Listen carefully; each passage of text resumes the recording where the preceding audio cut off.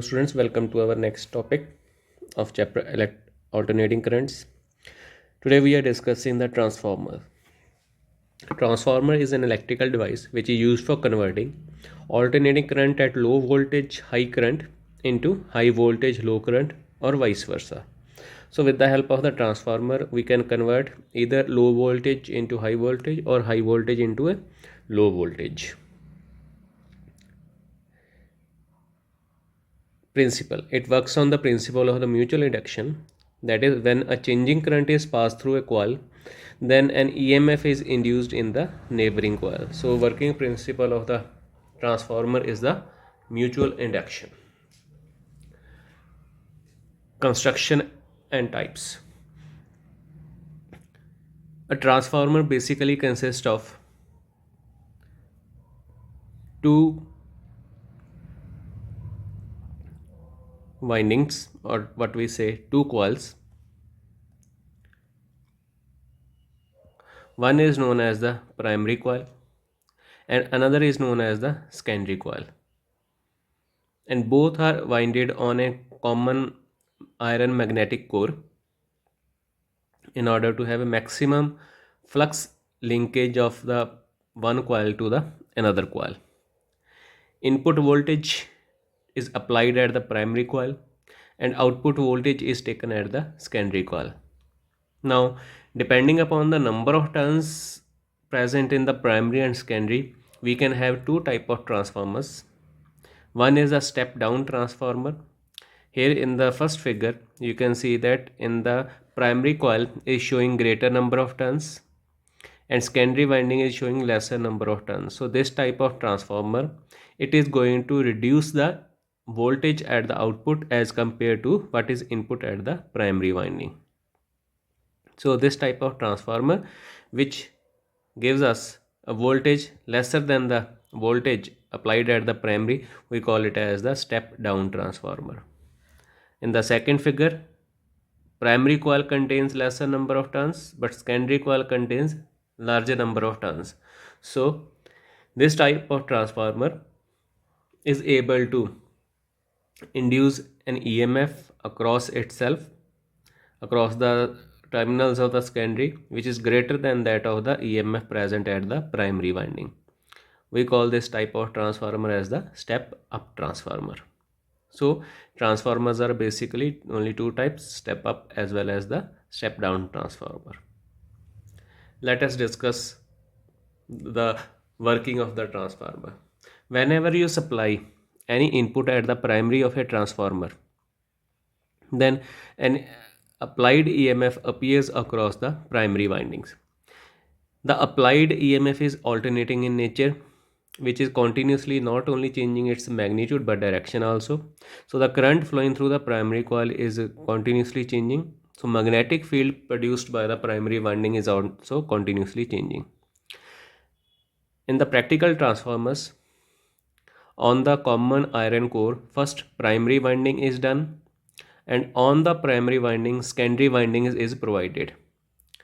This is done because a primary coil is just like a simple electromagnet through which when current will be passing it will be producing the magnetic field. When secondary winding will be produced over the primary winding, so the primary winding will be present in the interior of the secondary winding. So in this way, whatever magnetic flux or magnetic field is produced by the primary, the maximum part of that is able to attach itself with the secondary winding. So in order to have maximum magnetic flux of primary getting attached with that of secondary winding is always done over the surface of the primary. So in this case, maximum magnetic flux of primary coil is able to attach itself with the secondary coil. So this changing magnetic flux when it is available in the secondary coil is able to induce an EMF in the secondary coil also. Now, what will be the magnitude of the EMF induced in the secondary coil? It depends upon the magnitude of the magnetic flux getting attached with the secondary winding, which in turn depend upon the number of turns of the secondary windings. So in the step down transformer, because secondary winding has lesser number of turns, so the amount of the magnetic flux of primary getting linked with that of secondary is also less, because of which EMF appearing over here is also lesser as compared to the applied input voltage, so it steps down the voltage, so it is called step down transformer. But in the step up transformer, because secondary winding have larger number of turns compared to the primary winding, so almost maximum flux is able to attach itself with that of secondary, due to which larger EMF is induced across the secondary winding due to the greater number of turns, even greater than that of the applied input voltage. So it is known as the step down transformer. So whenever an EMF is induced across the secondary winding, the magnitude of that EMF can be controlled by controlling the number of turns of the secondary winding as compared to that of the primary. Now let us find an expression for the EMF induced in the secondary as well as primary. Let number of turns in the primary coil are N1, number of turns in the secondary coil are N2. In that case, the EMF that will be induced in the primary coil, it will be E1 equal to minus N1 into d phi by dt, and for the secondary it will be E2 equal to minus N2 into d phi by dt. Phi is the magnetic flux, which is the flux which is shared by the both the coils. Now at any instant of time, whatever EMF is induced in the coil, it directly depends upon the number of turns in that coil. This means that for primary coil, the EMF induced E1 will be proportional to N1, and for secondary coil, EMF induced E2 will be proportional to N2. So if we divide these, we get E1 over E2 equal to N1 over N2. We take this as the equation number 1. Now power applied at the primary coil, which is power input, P in, it is a product of input voltage and input current, so that will be equal to E1 into I1. At the secondary, where we are getting the output, power output, it will be equal to secondary voltage E2 into secondary current I2. If we consider an ideal transformer in which there is no loss of energy, in that case, whatever power is input at the primary, the same power should appear at the secondary also. So we can write power input must be equal to power output, that is E1 into I1 is equal to E2 into I2, or we can also write E1 over E2 is equal to I2 over I1. This is our second equation.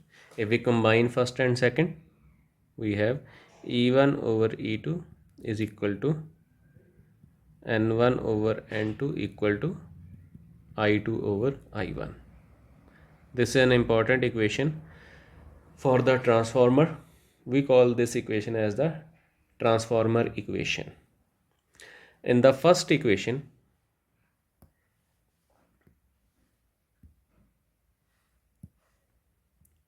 N1 over N2, we call this as the turn ratio, because its value decides what type of transformer we are using. So if N1 is greater than N2, primary turns are more than secondary, transformer will be step down type, but if N1 is less than N2, it will be step up type. Efficiency of transformer, the percentage efficiency of transformer will be equal to power output over power input multiplied by 100. We know that in actual transformers, practical conditions, energy loss is always there, so output power will never be equal to, but it is less than the input power, so percentage efficiency of transformer is always less than 100%. Now there are some energy loss which are also present in the transformer. The first one is the copper loss.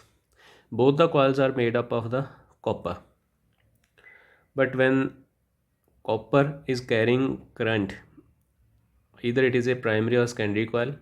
Due to the passage of current for a long interval of time, some amount of electrical energy gets converted into the heat energy. So this energy which is lost in the form of heat due to the resistance of the copper windings in primary as well as in secondary coil, we call that energy loss as the copper loss.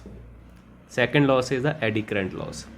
Both the primary and the secondary windings are present on a soft iron core, and when the soft iron core is present in the changing magnetic field of the primary coil, eddy currents are induced in the core, and these eddy currents in the core, they start heating up the iron core itself. So some amount of magnetic flux or magnetic field generated by the primary coil is lost due to the heat produced by the eddy current.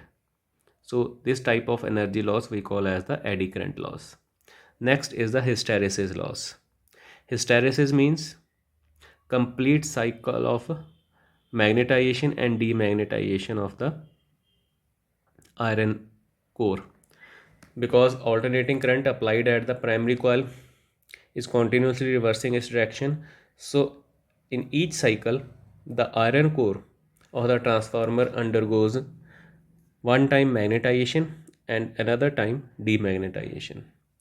Due to this cycle going on again and again 50 times in 1 second, 50 times magnetization and 50 times demagnetization, there is loss of energy in the form of heat.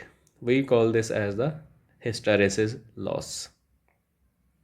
Then there is flux loss. Flux loss means the magnetic flux generated by the primary, the 100% part of that flux is not able to attach itself with that of secondary, because it depends upon the geometry how the two coils are present with respect to each other. So in order to have maximum flux linkage of primary with the secondary, the two coils are winded on a common core. Then there is a humming loss. When the transformer is working, then there are many windings of the transformer in primary as well as the secondary which are carrying the current in the same direction, and they are also producing the magnetic field. We have already seen that when two parallel current carrying wires are placed, then they apply a force on each other. So when these primary and secondary windings are also carrying the current, they also apply force on each other. They contract as well as they extend. They extend their length as well as contract, because continuous reversion of the AC current takes place, due to which these windings they start vibrating and they produce a humming sound. So this also result in the form of the energy loss. We call this as energy loss as the humming loss. And this phenomena, in which alternating supply applied at the transformer, it lengthens or the shortens the windings or the length of the coil each time in each cycle, we call this thing as a magnetostriction. So this is another type of the energy loss. Last, uses of transformer. The basic use of the transformer present on the roadside is either to step up or step down the voltage before the transmission. Other than that, they are also used in the voltage regulator circuits, and they are used in the stabilized power supplies. For example, stabilized power supplies are used for the laptop adapters, for the mobile chargers. They are also used for the X-ray production step up transformer. They are also used for the power transmission, etc. So transformer, they have widely used. Instead of this, they are also used in our electronic items like radio receivers, telephones, loudspeaker, music systems, as well as they are used in the LED driver circuits. So transformers have many uses. Thank you.